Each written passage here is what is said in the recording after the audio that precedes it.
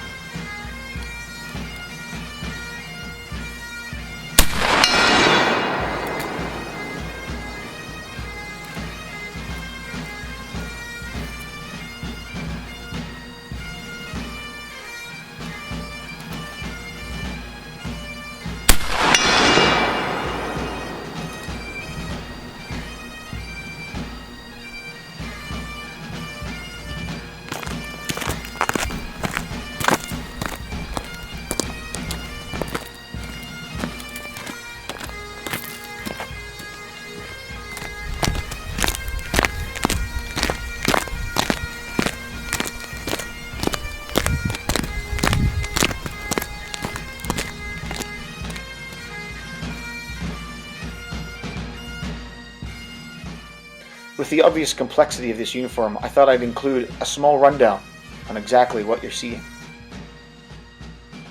The doublet. Prior to 1855, Highland infantry had worn a coatee. This short jacket that ended at the waist, but with small tails at the back, was similar to that worn by line infantry. In 1855, with the adoption of the tunic and its full wraparound skirt by the remainder of the infantry, Highland infantry adopted what was known as a doublet. The key feature of this garment was the 4 bastion-shaped extensions that protruded from below the belt. Initially double-breasted, this was replaced in 1856 by a single-breasted version. The knapsack shown here is of the penultimate pattern. The greatcoat was tightly rolled and placed on top, and the mess tin was strapped to the outside face. Starting in 1856, this was replaced by a newer, smaller version.